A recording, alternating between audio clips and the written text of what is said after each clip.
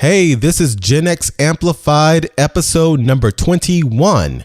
And on this episode, it is all about how we can achieve happiness in life by creating and maintaining good habits. So, are you ready? Let's do it. When we're trying to change our habits, the most important thing to think about is what is true for us, us as an individual, because maybe it worked for your brother-in-law, maybe it worked for Benjamin Franklin, but that doesn't mean it's going to work for you. Welcome to Gen X Amplified, where we bring you inspirational and entertaining conversations with successful Gen X leaders and entrepreneurs.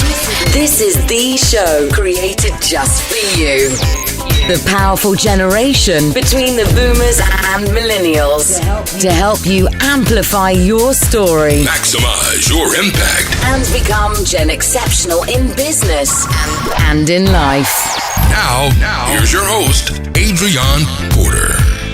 Greetings, everyone, and welcome to another episode of Gen X Amplified. This is your host, Adrian Porter, and I am excited today. And I'm also nursing a little throat cold, so I give my apologies from the beginning if my voice is a little raspy, but I'm sure that my conversation will overcome that. And just to remind you, this is the podcast dedicated to empower you, the exceptional generation between those boomers and millennials, to amplify the power of your unique story and brand so you can maximize your impact in business and life. And speaking of maximizing your impact, have I got a great show for you today, because my featured guest is definitely a content creator phenomenon. She is a blogger, podcaster, speaker, and New York Times bestselling author of many books, including The Happiness Project, which I believe really kicked off her overall movement of happiness, and another book, Happier at Home. And now her latest and greatest book, Better Than Before, Mastering the Habits of Our Everyday Lives. Awesome book. And we're really going to get into it. She has also recently launched a weekly podcast called Happier with, I'm going to say the name after I introduce her, that she co-hosts with her sister. I'm going to leave that as a little mystery for you guys. That's how I do my intros. That she co-hosts with her sister, where they discuss good habits and happiness. She also has a huge following and a readership both in print and online, and now the podcast. And her books have sold more than 2 million copies worldwide in more than 30 languages. And she makes frequent appearances on TV, like little bitty shows like the Today Show, Katie Couric Show, and others. And she's an in-demand speaker. And I am very excited to have her here today. So without further ado, without any more hesitation, please welcome my Gen Exceptional guest, the one and only Gretchen Rubin. Hey, Gretchen. Hey, great to be talking to you today. Great to be talking with you as well. And for everyone, her podcast is called Happier with Gretchen Rubin. Mystery revealed. Mystery revealed. I wanted to reveal the name, but I am so excited to have you on. And I must tell you that I'm a huge fan of your work. Oh, thank you. I definitely am. And this is a true story that I want to share. This is really ironic. So my son, I have a 6-year-old, and literally this morning, I was getting him ready for school. I got him up, and I usually take him to school. He's in the first grade, and he insists on, because he's very into his clothes, he wanted to wear his Minion shirt, and his shirt says, "Because I'm happy." Now, true story, and he does not even know who I'm interviewing today, or even if I'm interviewing anyone. So I thought that was very telling. Yes. And it's weird how how things happen, but he loves the Minions, and it says, "Because I'm happy and I am interviewing you." Perfect. It's meant to be. It's meant to be. It is totally meant to be. So thank you for being on, and I cannot wait to really unpack this great book that you have just written, which has become such the water cooler topic when it comes to recent books with great impact. Wait, now do people still chat at the water cooler? I don't even know. Or I bet they do. They do? And nobody's got an office, so everybody just out in a big open room. That's true. And probably the social chatter too. So, but this book has definitely been a phenomenon. And one of the reasons that I really wanted to have you on too is because I recently just interviewed, excuse me, Jay Papasan about his book, The One Thing, and he mentioned you and your book in the podcast. And I definitely have heard your podcast and heard about you, and it kind of triggered, you know what, I have to have her on my show. So I want to thank Jay for that. Excellent. So he facilitated that. But before we really unpack the book and get into the details, I would love for you to briefly just tell us a little bit more about you, Gretchen, and specifically your journey and that moment that you became an author and a podcaster and a catalyst for this happiness movement. Well, I started out my career in law, and I went to law school for all the usual wrong reasons, like I'm good at research and writing, it'll keep my options open, maybe I can change my mind later, Right. It's a great education. So I went into law school, and I actually had a great career in law as long as it lasted. I was editor-in-chief of the Law Review at Yale, which is where I went, Yale Law School. Oh, cool. And I was clerking for Sandra Day O'Connor when I realized, you know what, I really want to be a writer. And so I decided I was going to switch to being a writer, which I was lucky that everybody in my life was very supportive of me making a big change like that. Because here I was, I had just I had these amazing legal credentials, and I was like, I'm going to start all over from zero right now. So I did that, and Wow. and I wrote several books. And the book that people probably know best is The Happiness Project, Right. which was actually my fifth book. A lot of times people think that I went from law and wrote The Happiness Project, but no, that was like 12 years later. I had been writing books all along. And What was the name? What was the name of your first book, by the way? oh my God, I love that book. It's called Power, Money, Fame, Sex: A User's Guide. Well, And it's like- that has it's like that has happiness into Yeah. it. Well, it's very interesting. A lot of the things that I thought about were actually laid the groundwork for happiness. And I think my subject, really, if you look at all my books, they look so different. One's a biography of Winston Churchill. Like, how do they all make sense? But it's Right. because what I'm interested in is human nature. And so I'm sort of looking at it from all these kind of different perspectives, and each of which shows something different. Wow. Now, when I was writing The Happiness Project, the conceit of the book was that I was going to experiment on myself. I was going to try to identify, well, what are the things that people tell you, the wisdom of the ages, the contemporary science, about how to be happier. And if I did it, would it make a difference? And one of the things that I wanted to try was, do novelty and challenge make you happier? Because the research says that it does. But I was like, I'm one of those people who likes familiarity and mastery. I don't think I like novelty and challenge. Right. But to try it, I started a blog because I needed something novel and challenging, and that seemed incredibly novel and challenging to me. And what do you know? The research is right, and the blog has been a huge engine of happiness for me. And I've been doing it for 8 or 9 years now. And then the podcast that you mentioned, that's brand new. We just started that. My sister and I started that like 7 months ago. Oh, wow. And again, it's the novelty and challenge. You have to go through a period where you feel insecure or maybe anxious or frustrated because you don't know what you're doing, and it's all new and all these new people and new kind of skills that you have to develop. But then it's so exciting to learn something new and be part of something different and fresh. And so it's been fantastic. We love, and also for me, one of my big themes in everything I've written about happiness is relationships. And one of the most important relationships for me is my sister. But I live in New York City. She lives in LA. It's hard for us to maintain that as intensely as I would like. And it's been great to have a podcast because now it's like this whole sister. We went to a conference together, and we talk on the phone all the time and do the podcast together. So it's been great to collaborate in that way. Wow. No, that's good. And it is, and for everyone listening at me, it's a great podcast. And I encourage everyone to subscribe to her show. As a fellow podcaster, and even if I wasn't a podcaster, it is really great content. Thank you. Yeah, no, definitely my pleasure. Now let's talk about that a little bit about that journey. Then we're going to get into the book, and then your family. When you decided to transition from law to this creative side, you said you had great support from your family, right? Yeah, and I was married at that time too, and it was interesting because I think. I think sometimes the people closest to us, out of the deepest love and concern, really don't want to see us take a risk because they don't want to see us fail. They don't want to see us get our feelings hurt. They don't want to see us, like in my case, it would have been totally logical for my parents to be like, "Oh my gosh, you just finished law school. You have this. You're clerking for Sandra Day O'Connor. You literally have like, you're this set up to get any great legal job you want.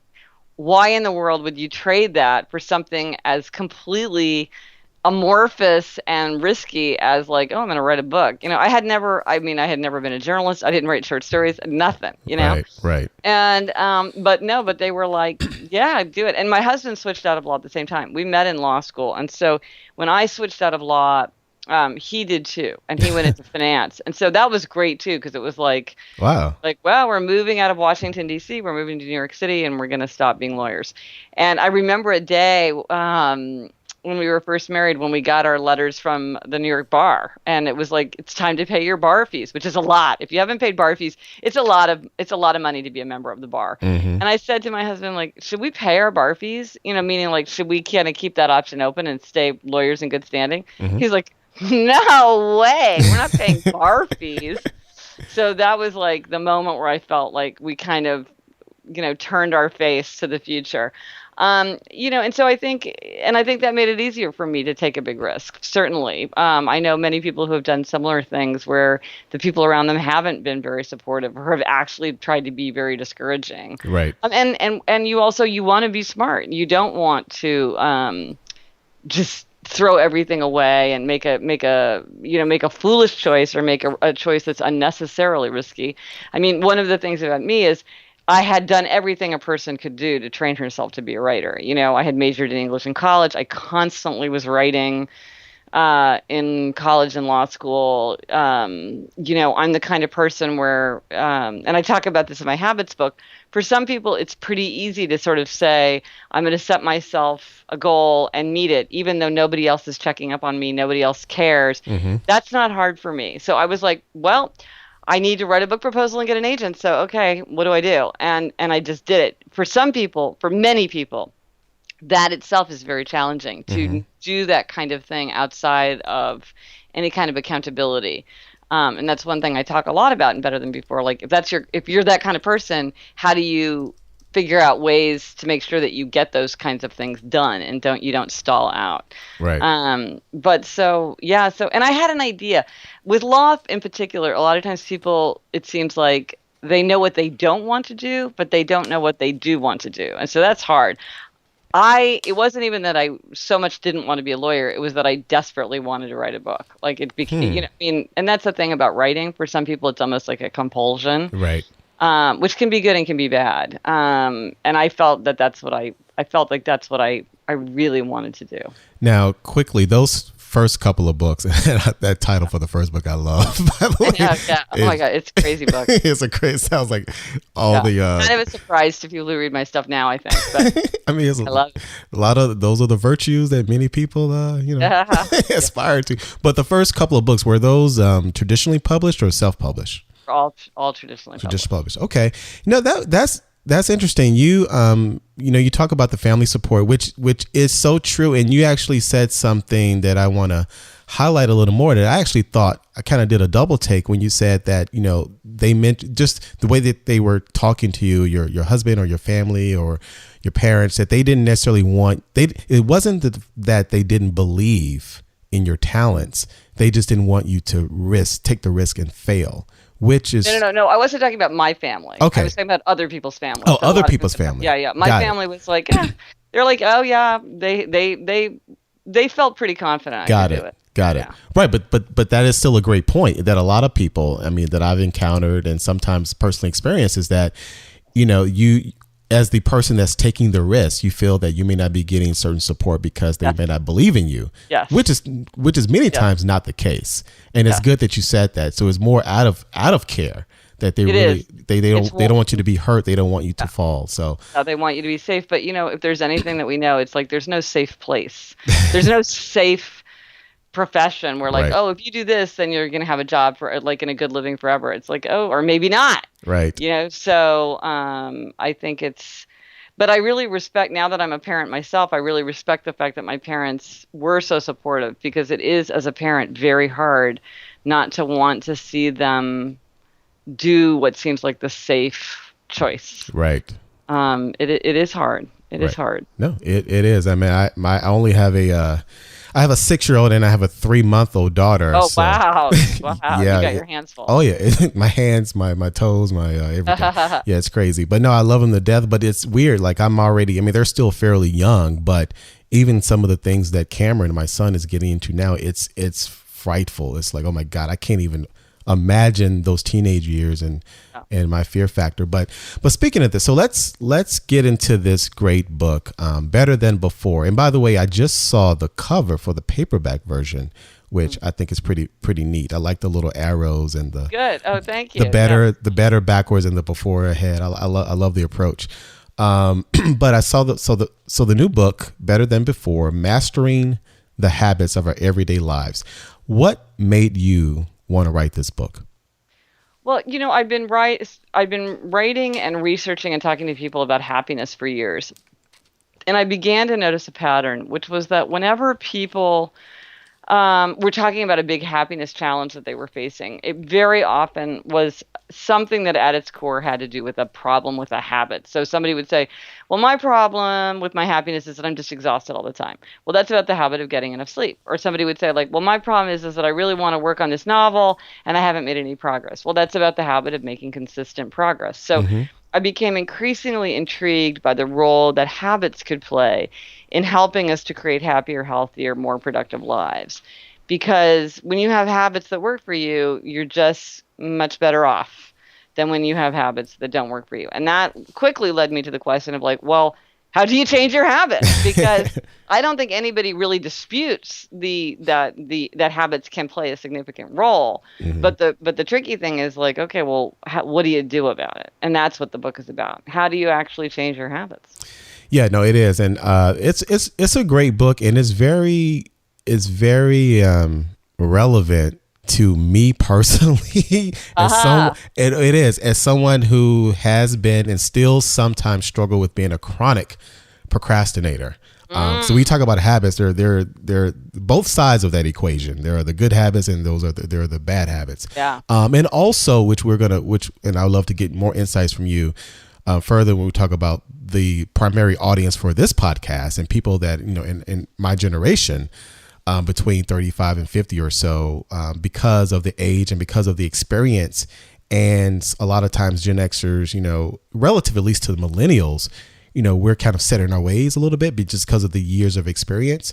So sometimes breaking those habits can be challenging. But when I thought about the book, I love how you outline the premise and you talk about, I guess the premise of the book is baked in these 21 strategies or 21 strategies. Can you talk a little bit about some of those strategies?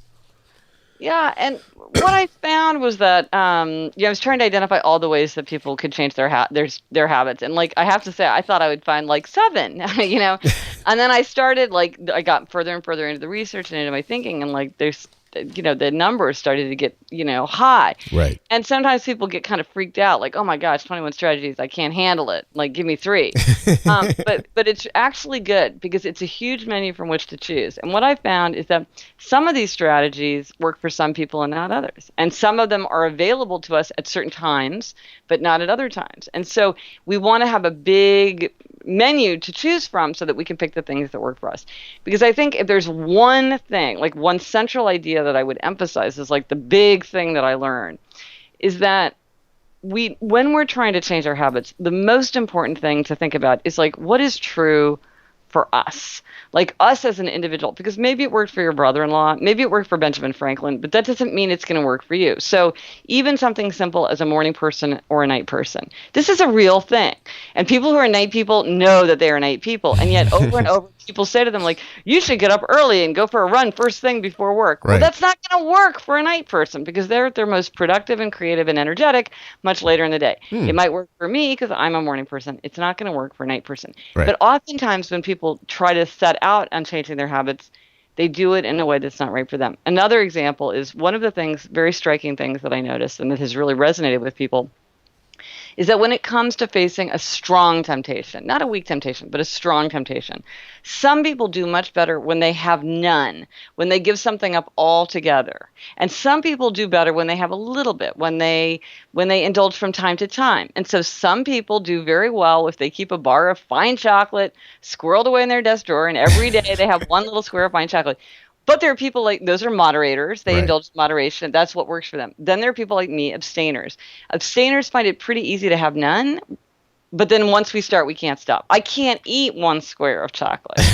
I'm an all or nothing kind of person. And this is true for like technology. Like, a guy I know said, oh, I know that it took me an extra year to write my PhD thesis because of World of Warcraft. Like I couldn't play. Wow.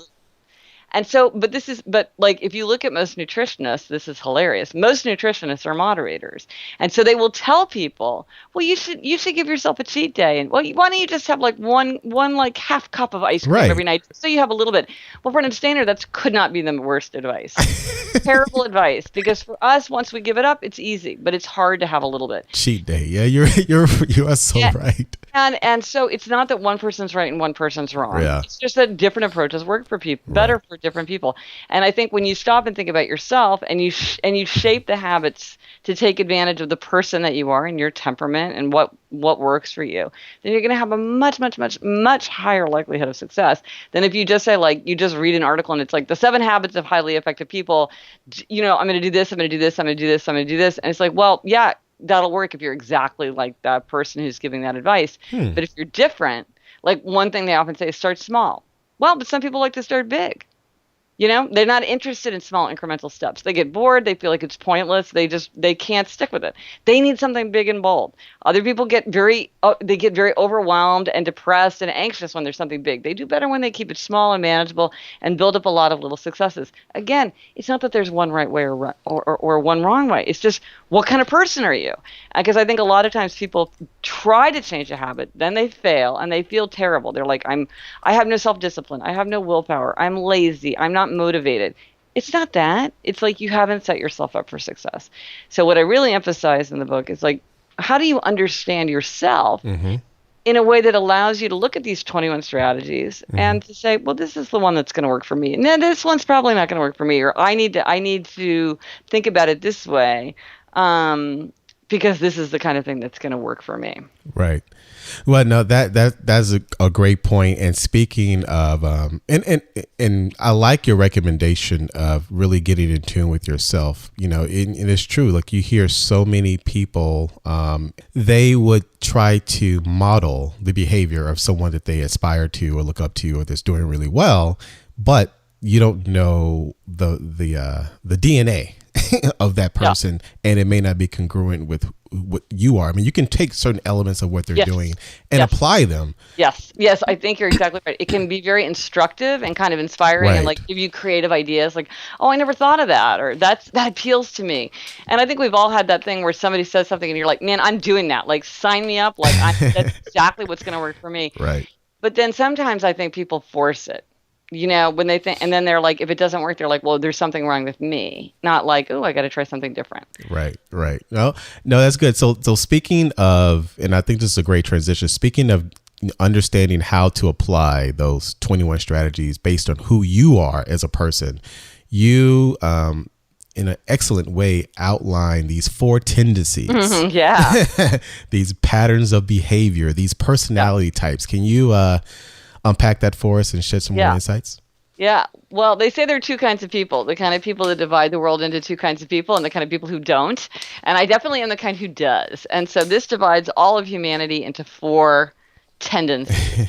And most people can, I'll just briefly describe it. Most people can pretty quickly identify who they are and also the people around them. But there is a quiz on my site, GretchenRubin.com, if people want to go take a quiz that will actually like give you an answer. And this has to do with how you respond to an expectation. So an expectation could be an outer expectation, like a work deadline, or it could be an inner expectation, like your own desire to keep a New Year's resolution. There's people, on the outside expecting it, waiting for it, watching, and then one is just internal. Right. So there's upholders, questioners, obligers, and rebels. And upholders readily meet outer and inner expectations alike. They keep the work deadline, they keep the New Year's resolution without much fuss. They want to know what's expected of them, and they like to meet those expectations, but their expectation for themselves is just as important as the expectations of others. And that is my tendency, the upholder tendency. And believe me, it's a very small tendency. Not that many people are in this category, which was a huge revelation to me, by the way. I had to kind of write the book when I realized I'm actually on the freaky fringe. It's an extreme personality. Right. Next are questioners. Questioners question all expectation. They'll do something if they think it makes sense. They hate anything inefficient or arbitrary or irrational. They love research. They want reasons and justifications. Their first question is, why am I listening to you anyway? Like, what's your authority? What's your judgment? Like, do I have faith in you to tell me what to do? But once they have endorsed something, they can do it without any effort. So in a way, they make everything an inner expectation because it has to be something that they have accepted from within. Next are obligers. Obligers readily meet outer expectations, but they struggle to meet inner expectations. So like a friend of mine, I figured out this tendency when she said, well, when I was in high school, I was on the track team and I never missed track practice, but I can't go running now. Why? Well, when she had a team and a coach waiting for her, when she had outer expectations, she had no trouble doing it. But it was only her inner expectation. Well, then she struggled with that. So that's the largest tendency. That is the one that the largest number of people belong to. Also, questioners is very, very large. Okay.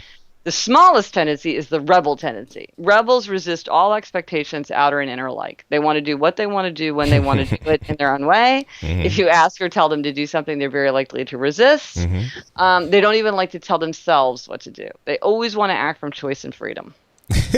No, I love that. Yeah, and so these are, and you can see how this would play out in very different ways. Right. And it would have a huge influence on like the circumstances in which you would thrive, depending on what your tendency is.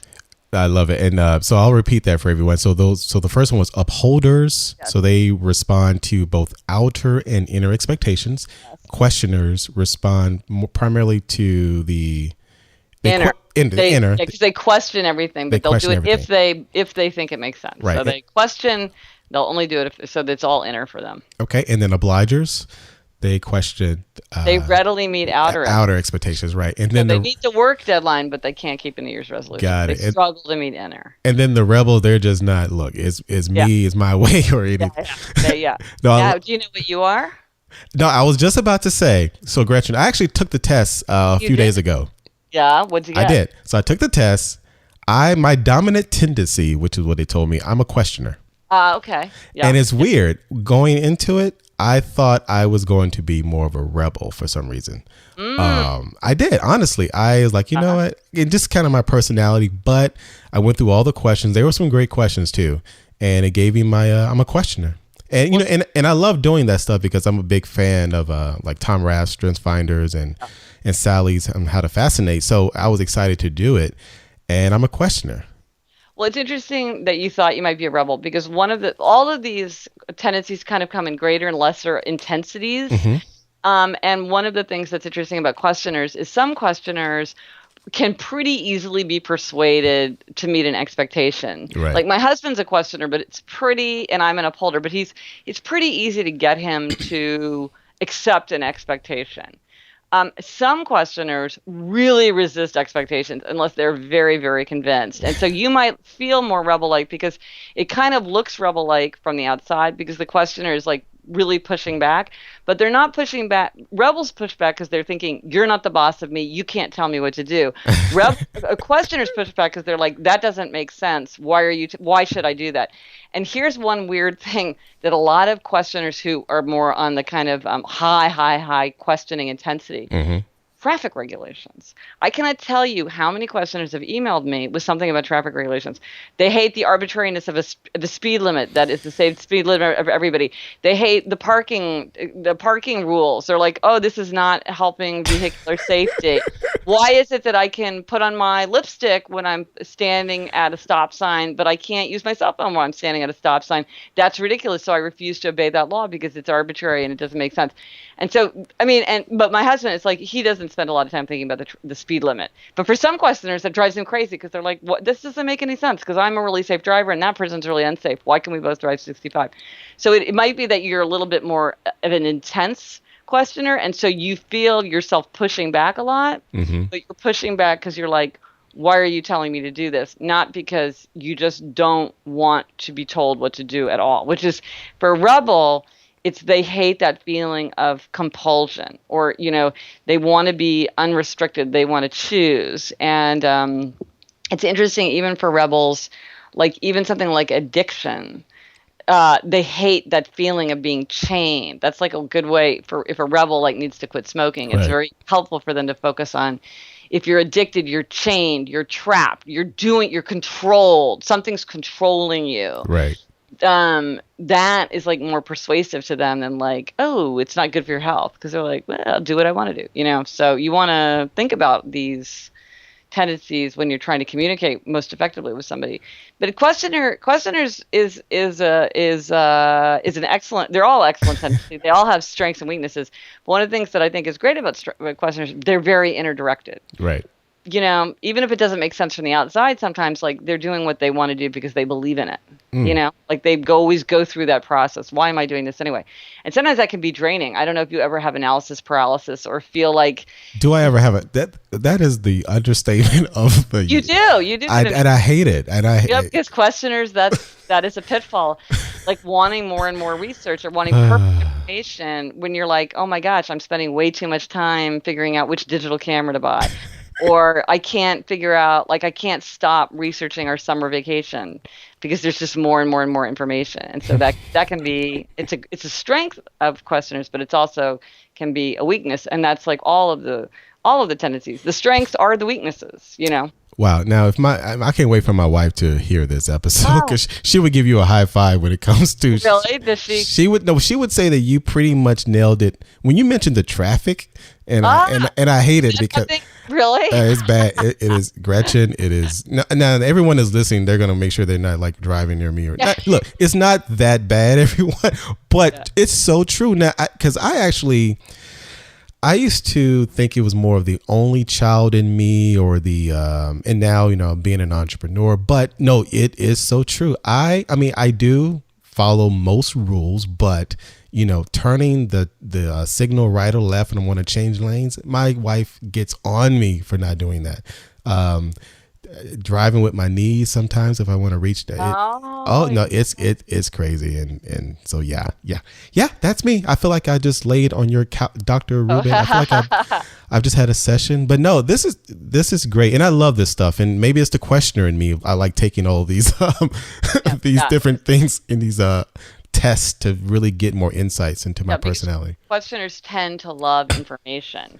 I love information. I love it. And they just kind of have this insatiable desire to learn more. Addicted to it. And again, that can be good. And it can, like in an organization or something, it can be incredibly helpful and constructive. Right. But it can sometimes spiral out of control. And so again, it's like once you recognize the pattern, you can say to yourself, okay, I love the research. I want to do this, but I need to limit it because I don't want to, it's not efficient to spend too much time and energy on this decision does not deserve that. Right. And a lot of times you can put boundaries in. If you appeal to your questioner nature, it's not efficient. It's not warranted. It's not a good use of my time and energy after a certain point. And so I need to put a boundary on it. I need to limit my delight in finding out every single thing I can. No, this is such a fascinating topic, and everyone definitely go to Gretchen's website and take that test. You would it is so true, especially when you're thinking about trying to really get a better handle on those habits. And I want to just, as we wrap, I want to talk a little bit more about that because we're at the end of the year right now.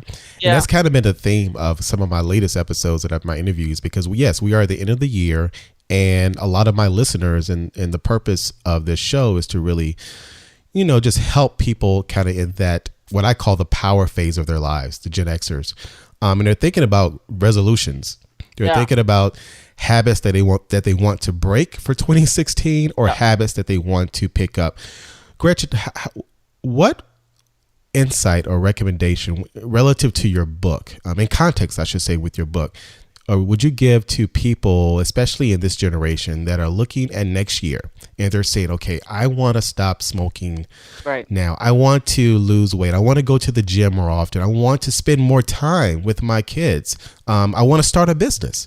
How would you specifically talk to that person that maybe still juggle family life, work, and setting these goals? Right. No, you're right. I mean, Gen X is in the rush hour of life. Yes. You know, that's the fact of it.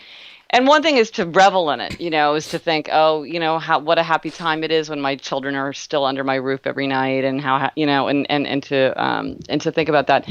But here's one thing I would say when you're making resolutions, and this is a problem that I see a lot for a lot of people. Like a lot of the ones that you threw out are certainly among the most common that I hear over and over again. But when you're making a resolution, it's very important to be extremely specific with yourself. So something like, I want to spend more time with my kids. That sounds specific, but it is not specific. Because what does that mean? Because what you need to do with the habit is you have to have some kind of behavior that, like, can you monitor it? Can you have all these strategies you can use can you make it more convenient? Can you make it less convenient to break it? There are all these things that you can do, but you have to be very clear. That's the strategy of clarity about what it is you're expecting from yourself. So let's say you want to spend more time with your kids. Okay, so you could say from between 6 and 9 p.m., I'm not going to look at my phone. Right? Okay, so that's a very specific thing. From 6 to 9 p.m., you're not going to look at your phone. Okay, so then you can do things that it's going to make it easier to keep that habit. Make it very inconvenient to look at your phone. If you walk around with your phone in your back pocket of your jeans, you're going to look at your phone. Like, that is just the fact of the matter. So turn your phone off, put it in, your coat pocket, and hang up the coat and shut the closet door. So if you start getting sweaty and shaky because you've got to check your phone, you've got to go get it and turn it on and, like, get it out of your coat pocket. It's not just, like, right there on the counter. I just had a mild heart attack when you said that. I know, right? But maybe that's not what you want. Maybe you were like, I want to read for 10 minutes to my children before they go to bed. Okay, that's a specific thing. And every night when you're lying in bed, you can say, did I do that? Because saying, did I spend more time with my kids? It's like, well, maybe I did in the morning, or maybe I did, here and there. Well, it's Saturday, but they were away and they had a birthday party. So does that count? You get into all these. And one of my favorite chapter in the book to work on was the strategy of loophole spotting. Because there are 10 categories of loopholes. And these are the justifications that we bring in to let ourselves off the hook. And oh my gosh, we are like the most creative, imaginative lawyers for ourselves about why we should not be expected to keep our good habits. And so, but when it's like, did I read to my child for 10 minutes before bed? You know whether you did or not. It's very clear. And if you didn't, then you can be like, well, why didn't I? Well, because I was on a work phone call. Okay, well, next time if I have to do a phone call from home, can I schedule it later so that my children are already in bed? Or can I schedule it earlier so I don't miss that window? Or you might say, I want to get up 20 minutes earlier in the morning so that I have time to take my shower, get myself organized so that when my children are getting up and getting ready for school, I can be more available to them, because I don't need to run around doing my stuff. My stuff's already taken care of. So now I can I can talk to them in a quiet voice. I can help them get dressed instead of just constantly barking out orders, which is certainly what happened in my household. So I think when you're very specific, eat healthfully. No, don't make a resolution to eat more healthfully. Are you going to eat breakfast? Are you going to pack a lunch and bring it from home? Are you going to stop eating fast food? Are you going to have a salad for dinner every night? Are you going to quit sugar? There's a million things you could do. And once you know what habit specifically it is that you're trying to follow, then you can start to generate ideas. I have this checklist on my site, GretchenRubin.com, where you can write your habit at the top and go through every strategy so that you can think of what's every single thing I could do to try to help myself keep this habit. Yeah. Usually there's a lot of things that you can do, and you can think of them right away, but you kind of have to go through that discipline of just thinking it through. But if you have a vague thing, I want to be less stressed. Well, how can you be less stressed? Because maybe you're stressed because you don't get enough sleep. Maybe you're stressed because you have conflict with your boss. Maybe you have stress because you're starting your own business and you don't have a client and you're scared. Maybe you're stressed because you don't know, you're not really comfortable with the new software program you're supposed to be using. Maybe you're stressed because you have a horrible commute. Maybe you're stressed because you never see your kids. Maybe you're stressed because your dog's sick. I mean, you can't fix a problem. You can't change the habits to address the situation until you have it very clearly in mind what exactly it is that you're going to undertake. And over and over I see, once it's very clear, then it becomes a lot easier. Then everything seems much more within reach. Right. No, that's great. Be more specific, everyone. That is concrete, concrete, specific, something that you can actually monitor. Do you know at the end of the day whether or not you have done that? wow. Love It's that. not like move more. It's like walk 5,000 more steps. I mean, have it be very, very concrete. Right. I want to lose weight. Well, how much? Yeah. What is that? I want to make more money. I want to make $100,000 next year. Oh, but that's a very important thing. I would not make a resolution to lose weight because you cannot control your weight. What you can control is what you eat. And by the way, side note, you cannot exercise your way to weight loss. Weight loss is an eating thing. So if you want to lose weight, this is not an exercise question. This is a food question. You cannot control what you weigh, but you can control what you eat. And so any kind of resolution, it's not about losing 10 pounds. And by the way, that can be, in the strategy of rewards, I talk about why that can be a very dangerous thing, because what happens is people lose 10 pounds and then they're like, amazing, I hit my goal. Now I can go back to eating normally. And they gain all the weight back plus more. You want to work on your eating. If you want to lose weight, you need to eat in a different way. So like I'm one of these incredibly zealous low carb people, and I really profoundly believe that is the way to eat. Don't eat carbs. You know what I mean? And if you don't eat carbs, just try it for 2 weeks, 3 weeks. If you don't eat carbs, you're gonna feel less hungry, and you're gonna, I mean, I didn't even particularly care about losing weight, and I lost like 9 pounds without trying. But you want to think about, you want to tackle it because you can't control. It's like saying, I'm going to write a bestseller. Well, you can't write a bestseller because you can't make something a bestseller. You could write a book. Right. You could have a million habits that are going to help you write a book. And you can do everything you can to try to make it a bestseller. But you can't have the goal of writing a bestseller because that's not within your control. So you want the habit to be something that is actually something that you can do. So if you want to like get your blood work better, like because of your heart disease or your type 2 diabetes or something, you want to say like, okay, well, what would I do that would have that result? And think about those habits. I'm going to take my medication more regularly. I'm going to, whatever it would be, and work on those habits. And then that'll get you where, you want to think about what are the habits that are going to get me to where I want to go, but you want to focus on the behavior, not the outcome. Outcomes we can't control, but behavior we can control. No, that's good. I like that, especially with the weight loss thing. You hear that a lot. And you're right, it's all about diet, and a lot of it's with diet, and everyone, so no Twinkies after the treadmill, people. Yeah, right. Oh yeah, I know. So that's rewards. Yeah. Oh my God. I know. Well, this is the whole thing about rewards, because they're very dangerous when it comes to habits. It turns out. That's important. No, that it is important to talk about those rewards. A lot of times, when we do all the hard work, we want that treat. And, it totally negates all the progress. I could talk to you for another hour or so, I swear. This has been so good. But I have 2 questions that I always ask my guests that are kind of standard. And I want to ask you these before we wrap up. And this is going to be fun. So are you ready? I'm ready. All right. So, Gretchen, if there was a song that would play every time you enter a room or when you walk down the street that perfectly fits your story and the brand of Gretchen Rubin, what song would that be? What would be your own personal theme song and why? Oh my gosh, I have no idea. I mean, the one that people always play nowadays is the happy song by Will Ferrell, which is a great song. I don't know that I would pick it.